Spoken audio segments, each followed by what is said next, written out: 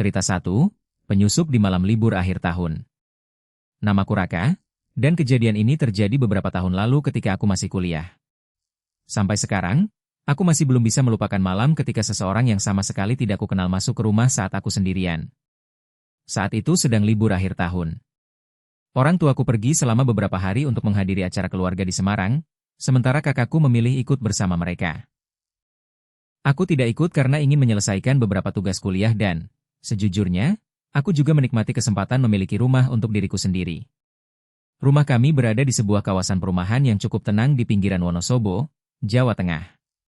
Daerah itu tidak terlalu ramai, terutama pada malam hari. Rumah-rumah berdiri cukup berjauhan dan di belakang kompleks masih terdapat lahan kosong serta kebun milik warga. Karena berada di dataran tinggi, udara malam di sana bisa sangat dingin. Malam itu hujan baru saja berhenti. Kabut tipis menggantung di antara lampu-lampu jalan, sementara angin dingin terus berembus melewati pepohonan di sekitar rumah. Sekitar pukul 9 malam, aku membuat kopi panas dan memutuskan menonton film di ruang keluarga belakang. Ruangan itu sebenarnya bukan ruang utama. Letaknya sedikit terpisah dari ruang tamu dan bersebelahan dengan halaman samping. Ayah pernah mengubahnya menjadi semacam ruang santai kecil. Ada televisi, sofa panjang, beberapa bantal besar, karpet tebal, dan lemari kayu yang penuh dengan koleksi film lama. Aku menyukai ruangan itu karena suasananya lebih nyaman dibandingkan ruang tamu. Namun ada satu hal yang sedikit membuatku tidak nyaman ketika berada di sana sendirian. Di sisi kanan ruangan terdapat sebuah pintu kaca yang langsung menghadap halaman samping rumah. Di luar pintu itu terdapat lampu sensor gerak. Lampu tersebut akan menyala otomatis apabila ada seseorang atau sesuatu bergerak di dekat pintu. Biasanya lampu itu berguna ketika kami pulang malam atau ingin mengambil sesuatu dari halaman. Tetapi malam itu aku menutup seluruh tirai karena tidak ingin melihat gelapnya halaman di luar. Aku memilih sebuah film thriller lama dari koleksi ayah dan mulai menontonnya. Awalnya semuanya terasa normal. Suara televisi memenuhi ruangan. Sesekali suara angin terdengar dari luar, tetapi aku tidak terlalu memperhatikannya. Sekitar setengah jam kemudian, tiba-tiba cahaya terang muncul dari balik tirai. Lampu sensor halaman menyala. Aku langsung menoleh. Film masih berjalan, tetapi perhatian sepenuhnya berpindah ke pintu kaca. Aku menunggu. Mungkin kucing. Di sekitar kompleks memang banyak kucing liar yang sering melompat melewati pagar. Aku mencoba meyakinkan diri bahwa tidak ada sesuatu yang aneh. Namun lampu itu tetap menyala cukup lama. Aku mengambil remote dan mematikan suara televisi. Ruangan seketika menjadi sangat sunyi. Aku mendengarkan dengan saksama. Tidak terdengar langkah kaki. Tidak ada suara pagar. Tidak ada suara seseorang berbicara. Hanya angin yang menggesek dedaunan di halaman. Beberapa saat kemudian, lampu sensor akhirnya mati. Aku menarik napas lega. Tetapi rasa penasaran membuatku berdiri. Perlahan aku berjalan menuju pintu kaca, kemudian membuka sedikit bagian tirai. Halaman samping terlihat kosong. Lampu jalan di kejauhan hanya menghasilkan cahaya redup yang tertutup kabut. Aku tidak melihat kucing. Tidak ada orang. Tidak ada apapun. Aku sempat tersenyum sendiri. Mungkin cuma daun, pikirku. Aku kembali ke sofa. Film kembali dinyalakan. Sekitar 15 menit kemudian, sesuatu terdengar dari luar. Seperti benda jatuh mengenai lantai semen. Aku langsung menghentikan film. Beberapa detik kemudian lampu sensor kembali menyala. Kali ini aku tidak langsung berdiri. Ada perasaan berbeda. Sulit dijelaskan. Seolah tubuhku sudah mengetahui ada sesuatu yang salah sebelum pikiranku bisa memahaminya. Aku menatap cahaya yang merembes melalui celah tirai. Kemudian aku melihat sesuatu bergerak. Sebuah bayangan melintas perlahan di depan pintu kaca. Bayangan manusia. Aku membeku. Jantungku mulai berdetak begitu cepat sampai terasa menyakitkan. Seseorang berada di halaman samping rumah. Aku mengambil ponsel dari meja dan melihat layar. Tidak ada pesan dari orang tuaku. Tidak ada teman yang mengatakan akan datang. Lagi pula, siapa yang datang melalui halaman samping tanpa menggunakan pintu depan? Aku mulai berpikir mungkin pencuri. Dengan perlahan aku berdiri dari sofa. Aku ingin menuju ruang depan, Tetapi untuk sampai ke sana aku harus melewati bagian ruangan yang cukup dekat dengan pintu kaca. Saat aku baru mengambil 2 langkah, sebuah tangan tiba-tiba terlihat menempel pada kaca. Aku langsung berhenti. Tangan itu kurus dan terlihat sangat kotor. Kemudian tirai bergerak sedikit dari luar. Seseorang mencoba melihat ke dalam. Aku mundur. Beberapa detik kemudian terdengar suara perempuan dari luar. Aku tidak dapat memahami apa yang dikatakannya. Suaranya rendah dan terburu-buru, seperti seseorang sedang berbicara dengan dirinya sendiri. Aku memberanikan diri melihat melalui celah tirai dari jarak beberapa meter. Di bawah cahaya lampu halaman, aku melihat seorang perempuan tua berdiri di depan pintu. Usianya mungkin sekitar 60 tahun. Rambutnya panjang, kusut, dan sebagian menutupi wajah. Ia mengenakan jaket tipis berwarna gelap dan kain panjang yang bagian bawahnya penuh lumpur. Tidak ada payung. Tidak ada tas. Kakinya bahkan terlihat tanpa alas. Perempuan itu menatap lurus ke arah ruangan. Aku tidak tahu apakah ia benar-benar bisa melihatku melalui tirai. Kemudian ia mengangkat tangannya dan mulai memukul kaca dengan telapak tangan. Aku terkejut dan mundur cepat. "Bu, cari siapa?" teriakku dari dalam. Perempuan itu berhenti sebentar. Lalu wajahnya semakin mendekati kaca. Ia mengatakan sesuatu. Aku hanya bisa menangkap beberapa kata. "Ini rumah saya." Aku tidak yakin mendengarnya dengan benar. Aku menjawab bahwa ia salah rumah dan memintanya pergi. Bukannya pergi, perempuan itu justru mulai menarik gagang pintu dari luar. Untungnya pintu terkunci. Ia menariknya berkali-kali dengan semakin keras. Pada saat itu rasa takutku berubah menjadi kepanikan. Aku mengangkat ponsel dan berkata keras bahwa aku akan menghubungi polisi. Kupikir ancaman itu akan membuatnya pergi. Ternyata tidak. Perempuan itu semakin agresif. Ia memukul kaca sambil berteriak bahwa seseorang berada di dalam rumahnya. Aku tidak lagi mencoba berbicara dengannya. Aku berlari meninggalkan ruang keluarga dan menuju kamar mandi yang berada di lorong tengah rumah. Aku mengunci pintunya lalu segera menghubungi nomor darurat. Tanganku gemetar sampai hampir menjatuhkan ponsel. Aku menjelaskan alamat rumah, mengatakan ada perempuan tidak dikenal di halaman dan mencoba masuk. Petugas meminta aku tetap berada di tempat terkunci serta tidak mencoba menghadapi orang tersebut. Aku duduk di lantai kamar mandi sambil mendengarkan keadaan di luar. Dari kejauhan masih terdengar perempuan itu berteriak. Kemudian semuanya mendadak sunyi. Keheningan itu justru membuatku semakin takut. Aku mulai bertanya-tanya apakah ia sudah pergi. Namun aku tidak berani keluar untuk memeriksa. Kurang dari 1 menit kemudian terdengar suara benda berat menghantam sesuatu. Sekali. Kemudian lagi. Aku langsung memahami apa yang sedang terjadi. Ia mencoba memecahkan pintu kaca. Aku berdiri dan menatap pintu kamar mandi. Dalam pikiranku hanya ada satu pertanyaan. Apa yang akan kulakukan kalau dia berhasil masuk? Rumah itu memiliki beberapa ruangan, tetapi kamar mandi tempatku bersembunyi berada tidak terlalu jauh dari ruang keluarga. Lalu terdengar suara kaca pecah. Seluruh tubuhku terasa dingin. Aku berhenti bernapas beberapa detik. Ia berhasil masuk. Setelah itu aku mendengar suara sesuatu bergeser di lantai. Kemudian langkah kaki. Pelan. Tidak teratur. Semakin lama semakin dekat. Aku mematikan lampu kamar mandi. Satu-satunya cahaya berasal dari jendela kecil di atas bak mandi. Aku berdiri di samping pintu sambil menahan napas. Dari celah kecil di bawah pintu, aku melihat bayangan bergerak melewati lorong. Perempuan itu sudah berada di dalam rumah. Ia terus berbicara sendiri. Kadang suaranya terdengar marah. Beberapa detik kemudian berubah seperti sedang menangis. Lalu kembali tenang. Aku tidak memahami satupun kalimat lengkap yang diucapkannya. Ia membuka sebuah pintu kamar. Kemudian pintu lainnya. Sepertinya ia sedang mencari seseorang. Aku mulai berpikir bahwa cepat atau lambat ia akan mencoba membuka pintu kamar mandi. Di belakangku ada jendela kecil. Aku segera membukanya. Jendelanya terlalu sempit untuk kulewati, tetapi cukup besar untuk membuat suaraku terdengar keluar. Aku berteriak meminta bantuan. "Pak! Bu! Tolong! Ada orang masuk rumah." Tidak ada jawaban. Aku berteriak lagi. Kawasan rumahku memang cukup sepi, tetapi ada sebuah rumah sekitar 50 meter di belakang. Aku berharap seseorang mendengarku. Tiba-tiba gagang pintu kamar mandi bergerak. Aku langsung diam. Seseorang mencoba membukanya dari luar. Perempuan itu berada tepat di balik pintu. Aku mundur sampai punggungku menyentuh dinding. Gagang pintu bergerak beberapa kali. Kemudian perempuan itu berkata dengan suara yang jauh lebih tenang daripada sebelumnya. Keluar.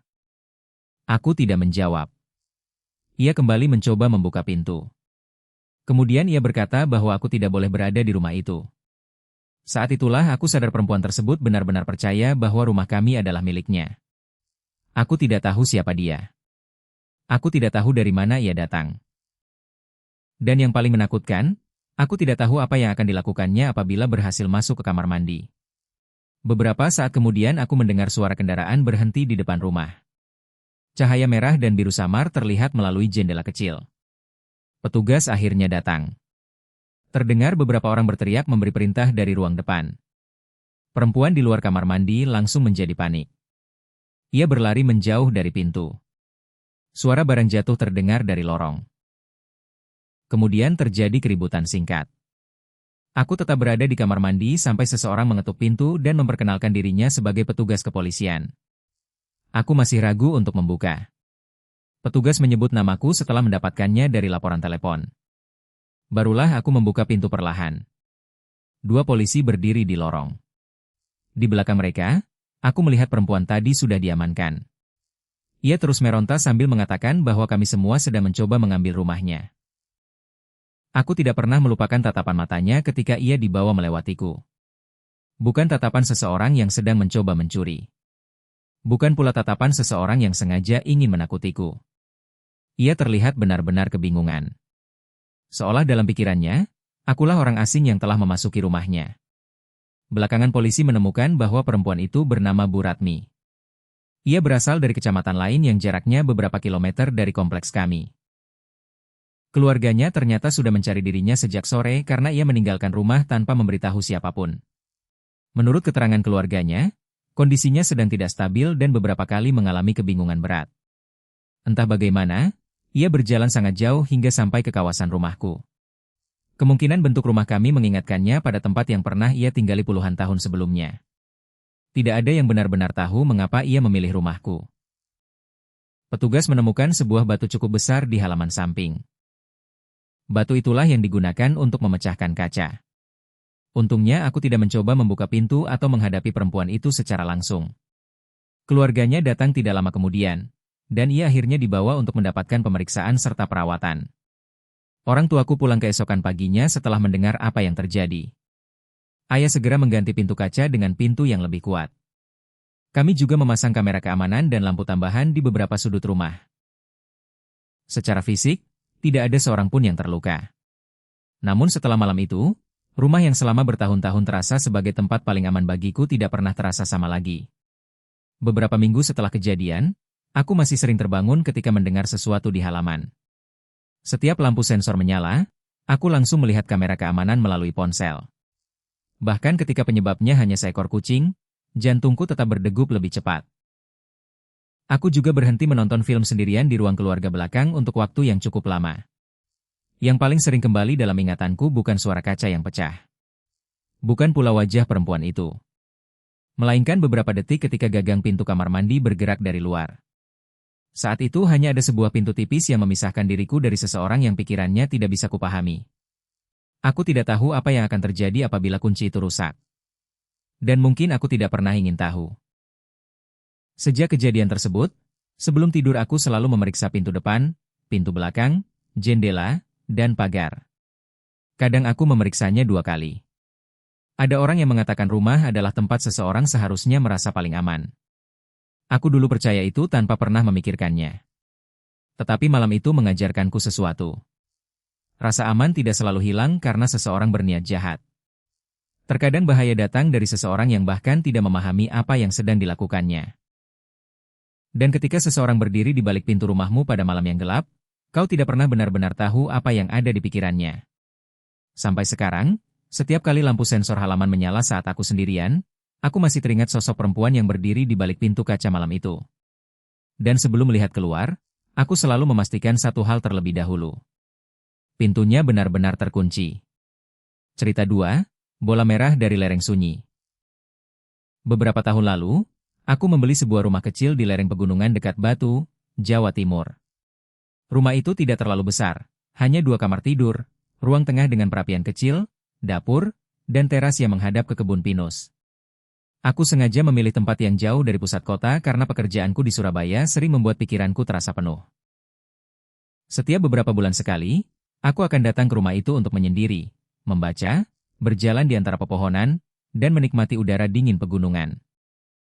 Di sekitar rumah hampir tidak ada bangunan lain. Sekitar 100 meter dari rumahku terdapat rumah tua milik seorang pria lanjut usia bernama Pak Wiryo. Lebih jauh ke bawah bukit ada sebuah rumah keluarga yang biasanya hanya ditempati pada akhir pekan. Selebihnya, yang terlihat hanyalah pohon pinus, kebun sayur, jalan sempit, serta kabut yang turun hampir setiap sore. Aku menyukai kesunyian tempat itu. Setidaknya, dulu begitu. Pada suatu sore di awal Juli, aku tiba setelah menempuh perjalanan panjang dari Surabaya. Musim kemarau sedang mencapai puncaknya, tetapi udara di pegunungan tetap menusuk. Matahari sudah mulai tenggelam di balik bukit ketika mobilku memasuki jalan kecil menuju rumah. Udara berbau tanah kering dan daun pinus. Aku membuka pintu rumah, menyalakan lampu, kemudian mulai memindahkan koper, makanan, dan beberapa kotak dari bagasi mobil. Ketika sedang membawa kotak terakhir, aku mendengar sesuatu. Suara anak-anak tertawa. Aku berhenti di tengah halaman. Suara itu terdengar dari arah pepohonan di belakang rumah. Ringan dan samar, seperti beberapa anak sedang bermain jauh di antara pohon. Aku menunggu beberapa detik. Tidak terdengar apapun lagi. Aku sempat berpikir mungkin ada keluarga yang sedang berlibur di salah satu villa di balik bukit. Namun setahuku tidak ada rumah di arah sana. Jalan menuju kawasan itu pun hanya melewati rumah Pak Wiryo dan rumah keluarga di bawah bukit. Aku tidak terlalu memikirkannya. Perjalanan membuatku kelelahan. Bisa saja suara itu berasal dari kejauhan dan terbawa angin. Malam itu aku makan sederhana, membaca sebentar, lalu tidur lebih awal. Keesokan paginya, ketika membuka pintu depan, aku melihat sesuatu di halaman. Sebuah bola merah. Bola itu tergeletak sekitar 5 meter dari teras. Warnanya sangat mencolok di antara rumput kering dan tanah kecoklatan.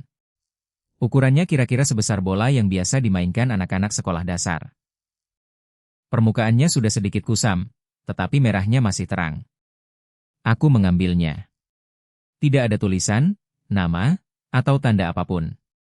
Aku menduga bola itu milik keluarga yang tinggal di bawah bukit. Mungkin anak mereka bermain dan bola itu terbawa sampai ke halaman rumahku. Sore harinya, ketika hendak berjalan menuju warung kecil di jalan utama, aku membawa bola tersebut.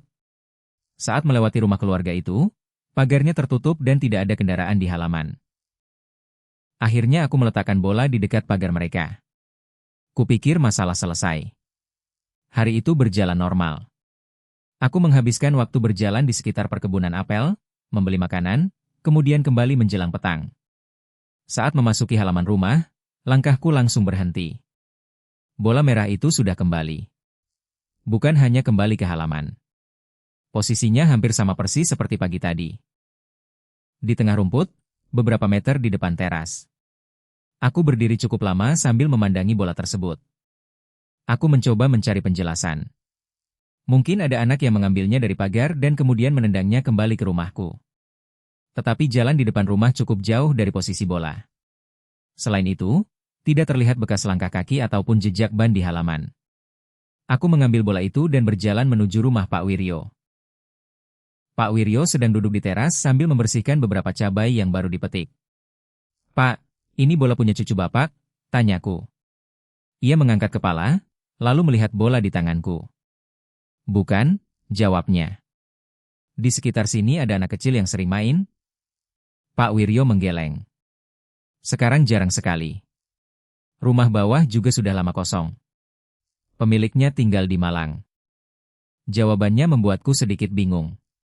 Aku menaruh bola di samping pagar rumah Pak Wiryo. "Kalau ada yang mencari, kasih saja, Pak." Ia mengangguk. Aku pulang sebelum hari benar-benar gelap. Malam itu udara menjadi jauh lebih dingin. Kabut menutupi halaman dan membuat cahaya lampu teras hanya terlihat beberapa meter.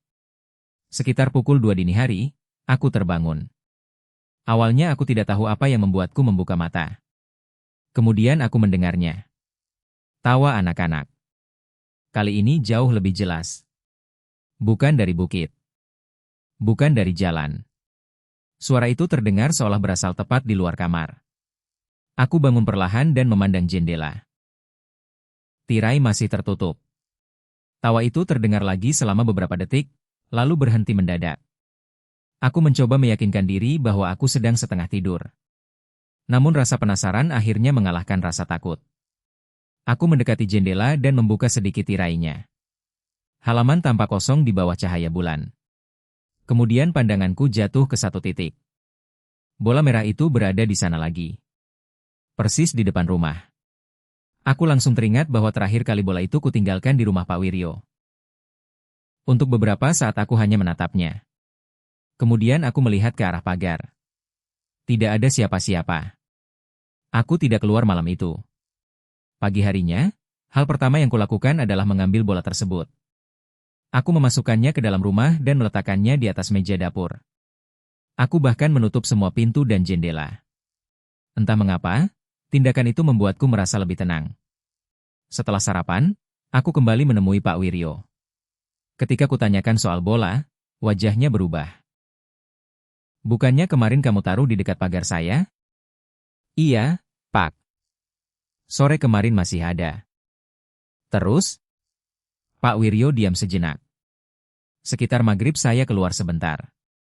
Bolanya sudah tidak ada. Aku bertanya apakah ia melihat seseorang mengambilnya. Ia menggeleng. Kemudian Pak Wiryo menatapku lebih lama. Bola merah itu kamu temukan di depan rumahmu? Iya. Ekspresinya semakin serius. Ia menoleh ke arah rumahku yang samar terlihat di balik pepohonan. Kalau bisa, jangan dimainkan. Aku tertawa kecil, meski sebenarnya tidak merasa lucu. Memangnya kenapa? Pak Wiryo tidak langsung menjawab. Akhirnya ia berkata bahwa bertahun-tahun lalu, sebelum aku membeli rumah itu, pernah ada keluarga yang tinggal di sana. Mereka memiliki seorang anak laki-laki berusia sekitar 7 tahun. Anak itu sering bermain sendirian di halaman. Suatu sore, ketika kabut turun sangat tebal, anak itu hilang. Warga mencari sampai tengah malam. Keesokan paginya, anak tersebut ditemukan di sebuah jurang kecil di balik perkebunan pinus. Ia sudah meninggal. Aku merasakan tengkukku menegang. Dia punya bola merah? Tanyaku. Pak Wiryo menggeleng pelan. Saya tidak ingat. Aku mencoba menganggap cerita itu hanya kebetulan. Daerah pegunungan memang penuh cerita semacam itu. Hampir setiap desa memiliki kisah tentang orang hilang, tempat angker, atau kejadian yang tidak dapat dijelaskan. Aku kembali ke rumah dan memutuskan untuk tidak membiarkan cerita itu menguasai pikiranku. Bola merah masih berada di meja dapur. Aku bahkan memotretnya dengan ponsel sebagai bukti untuk diriku sendiri bahwa aku tidak membayangkan semua ini. Siang itu aku pergi ke kota untuk membeli beberapa kebutuhan. Sebelum berangkat, aku memastikan pintu terkunci. Aku juga memastikan bola tetap berada di dapur. Aku baru pulang sekitar pukul 8 malam. Begitu membuka pintu rumah, aku langsung melihat ke arah meja. Kosong. Bola itu sudah tidak ada. Aku berdiri di ambang pintu dengan jantung berdebar. Aku memeriksa lantai. Bawah meja. Kamar. Ruang tengah. Tidak ada. Kemudian sebuah pikiran muncul. Aku berjalan perlahan menuju jendela depan. Tirai kubuka. Bola merah itu berada di halaman. Tubuhku langsung terasa dingin. Tidak mungkin ada orang masuk. Semua pintu masih terkunci. Tidak ada jendela yang terbuka. Aku menarik tirai kembali dan mencoba menelepon Pak Wiryo. Tidak ada jawaban. Malam itu aku memutuskan bahwa keesokan pagi aku akan kembali ke Surabaya. Sekitar pukul 3 dini hari, aku kembali terbangun. Suara tawa anak-anak memenuhi halaman. Kali ini bukan hanya satu suara. Ada beberapa. Mereka terdengar seperti sedang berlari mengelilingi rumah. Aku tetap berada di tempat tidur sambil menahan napas. Kemudian semuanya menjadi sunyi. Aku seharusnya tidak melihat keluar.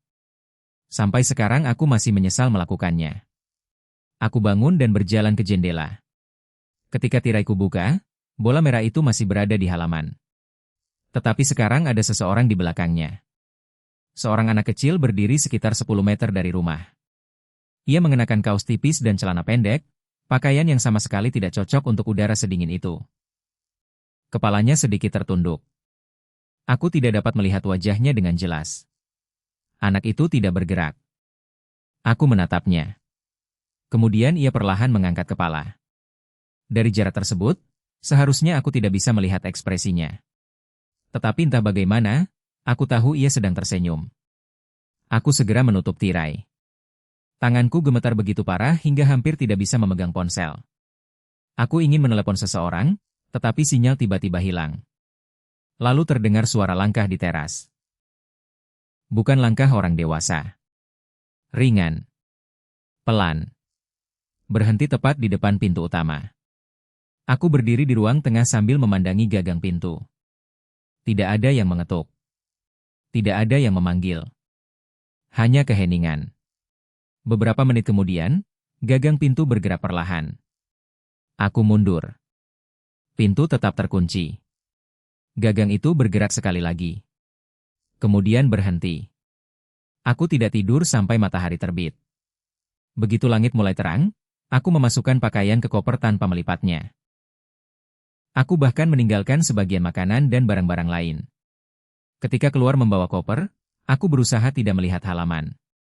Namun sebelum masuk ke mobil, aku tidak tahan untuk tidak menoleh. Bola merah itu sudah tidak ada. Tidak ada anak kecil.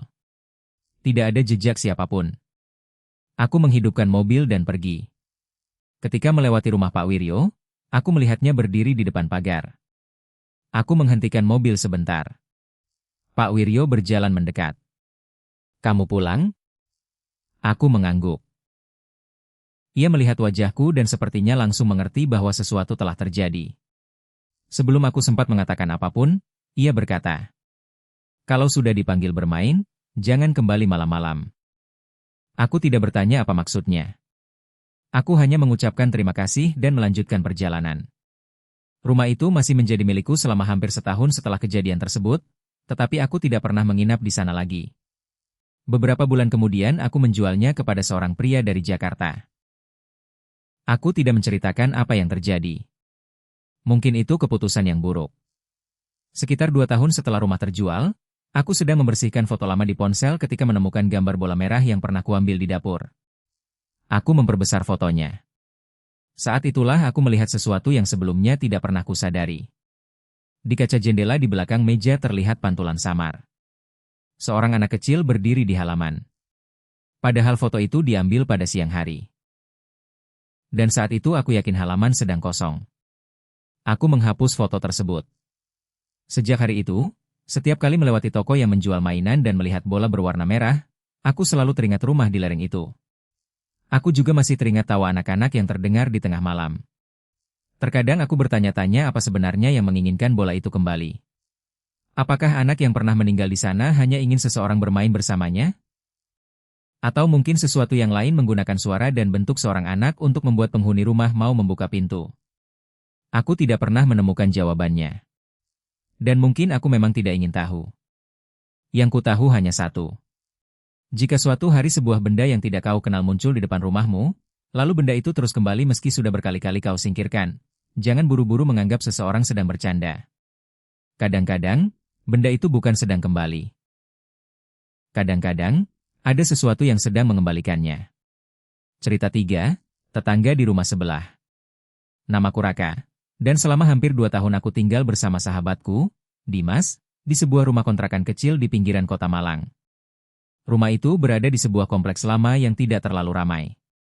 Sebagian besar penghuninya adalah pegawai kantoran, pasangan lanjut usia, dan beberapa keluarga muda yang jarang berinteraksi satu sama lain. Aku dan Dimas bekerja di sebuah perusahaan distribusi di pusat kota. Setiap pagi kami berangkat hampir bersamaan dan biasanya baru pulang setelah matahari terbenam. Hidup kami sederhana dan nyaris selalu sama. Bekerja, membeli makan malam di warung dekat kompleks, menonton televisi sebentar, kemudian tidur. Tidak banyak hal menarik yang terjadi di lingkungan tempat kami tinggal. Setidaknya, begitulah sebelum seseorang menempati rumah kosong tepat di sebelah kontrakan kami. Rumah itu sudah tidak berpenghuni selama hampir 8 bulan. Pemilik sebelumnya pindah ke Surabaya setelah menjual sebagian besar perabotannya. Sejak saat itu, halaman rumah tersebut dipenuhi rumput liar dan dedaunan kering. Lampu terasnya tidak pernah menyala. Pada malam hari, bangunan itu tampak seperti sebuah bayangan besar yang menyatu dengan kegelapan.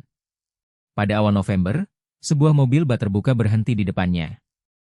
Saat itu hari Senin. Aku sempat melihat beberapa orang menurunkan kardus, sebuah lemari kayu, kasur gulung, dan beberapa benda besar yang dibungkus terpal. Namun karena harus berangkat bekerja, aku tidak terlalu memperhatikan. Ketika aku dan Dimas pulang sekitar pukul 7 malam, mobil tersebut sudah pergi. Rumah sebelah berubah. Rumput di depan belum dipotong, tetapi sebuah mobil sedan tua berwarna abu-abu sudah terparkir di carport. Seluruh jendela ditutup dengan tirai gelap. Sudah ada penghuninya, kata Dimas sambil membuka pagar rumah kami. Aku mengangguk. Beberapa menit kemudian, Dimas mengusulkan agar kami memperkenalkan diri. Menurutnya, setidaknya kami perlu tahu siapa orang yang tinggal hanya beberapa meter dari rumah kami. Kami membawa sebungkus kue yang kebetulan dibeli dalam perjalanan pulang. Saat mendekati rumah itu, aku mulai merasakan sesuatu yang sulit dijelaskan. Tidak ada suara televisi. Tidak terdengar musik. Tidak ada suara orang memindahkan barang. Padahal lampu di salah satu ruangan menyala. Dimas mengetuk pintunya. Kami menunggu. Tidak ada jawaban. Ia mencoba sekali lagi. Tetap tidak ada respons. Kemungkinan sedang mandi, katanya. Kami hampir pergi ketika Dimas tiba-tiba berhenti.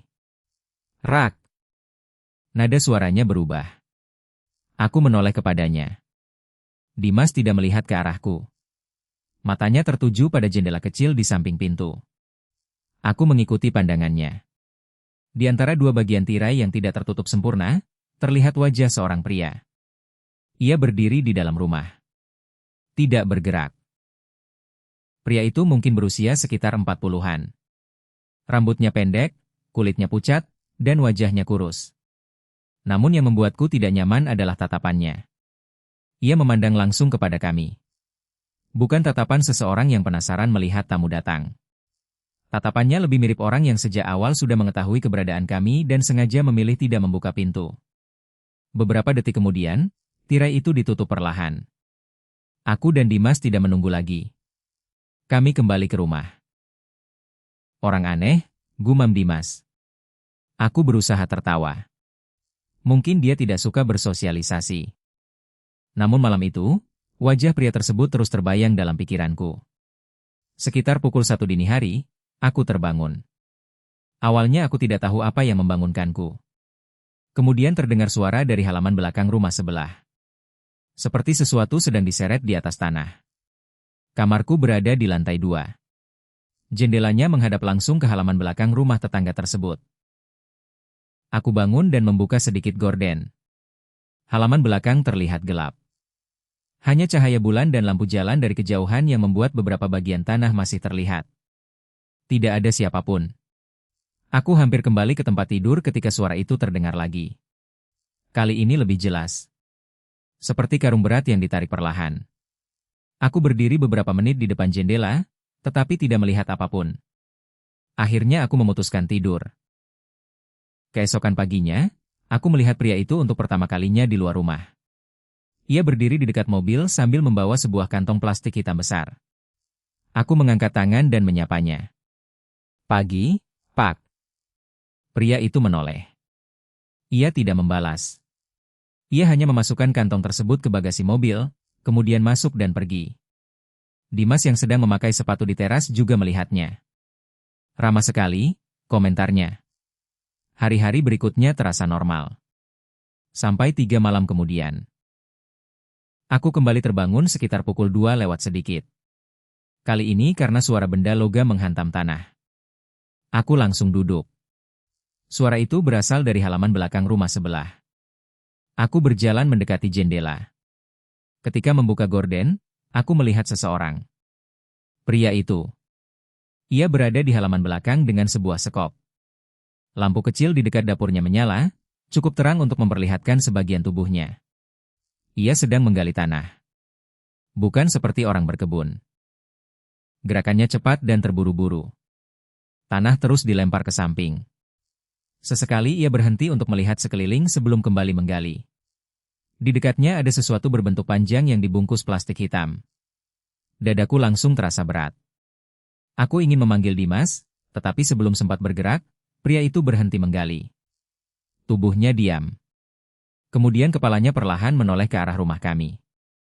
Ke arah jendelaku. Aku segera menurunkan tubuh di bawah jendela. Beberapa detik terasa sangat lama. Aku tidak tahu apakah dia benar-benar melihatku. Namun aku tidak berani memeriksa lagi. Keesokan paginya, aku menceritakan semuanya kepada Dimas. Ia awalnya tertawa. Mungkin dia sedang menanam sesuatu. Jam 2 pagi, Dimas tidak menjawab.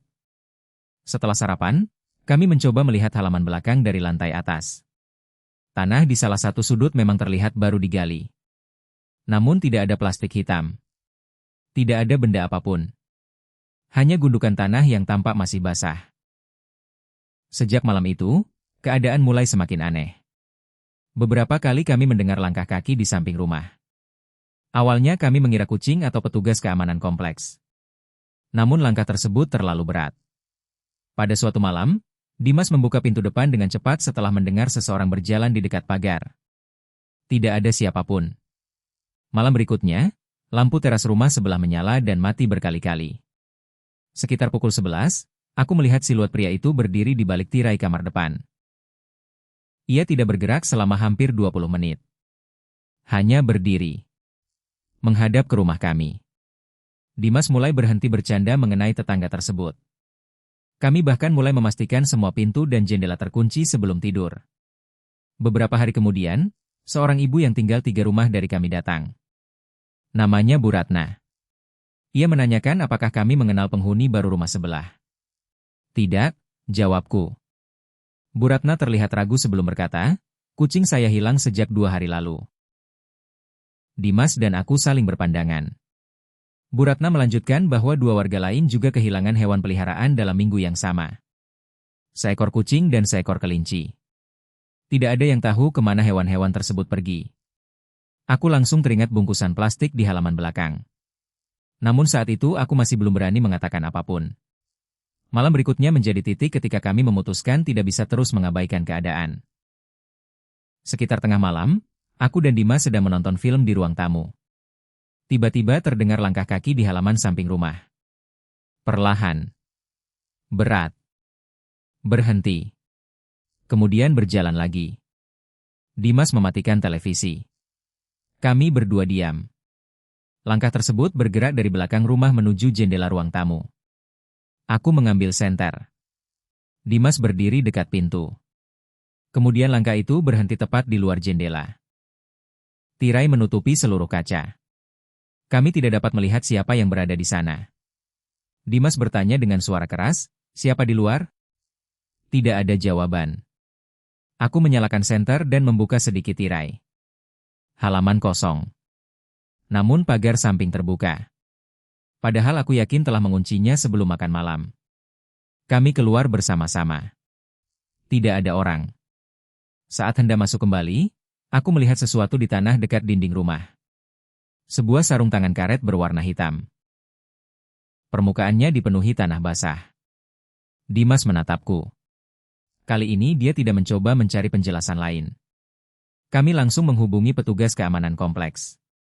Setelah mendengar cerita kami, petugas tersebut menyarankan agar kami melapor ke polisi jika benar-benar merasa terancam. Pagi berikutnya kami pergi ke kantor polisi sektor terdekat. Kami menjelaskan mengenai aktivitas tengah malam, tanah yang digali, hewan peliharaan warga yang menghilang, dan seseorang yang berkeliaran di sekitar rumah kami. 2 petugas datang sore itu. Awalnya mereka hanya berbicara dengan beberapa warga. Namun setelah mendapatkan izin dari pemilik rumah, mereka memeriksa halaman belakang. Aku dan Dimas melihat dari rumah. Tidak sampai setengah jam kemudian, salah seorang polisi memanggil petugas lain. Mereka mulai menggali salah satu bagian tanah. Beberapa kantong plastik hitam ditemukan. Isinya bukan manusia. Namun apa yang ditemukan tetap cukup mengerikan. Di dalam kantong tersebut terdapat sisa-sisa beberapa hewan. Beberapa diduga merupakan hewan peliharaan yang dilaporkan hilang dari lingkungan kami. Polisi kemudian masuk ke dalam rumah pria tersebut. Tak lama kemudian, mereka membawanya keluar dengan tangan diborgol. Namanya ternyata Harun Prasetyo. Menurut informasi yang kami dapat beberapa hari kemudian, pria itu sebelumnya pernah dilaporkan di daerah lain karena menyiksa hewan, tetapi kasus tersebut tidak pernah berkembang karena kekurangan bukti.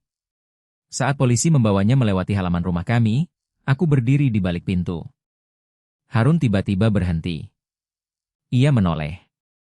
Mata kami bertemu.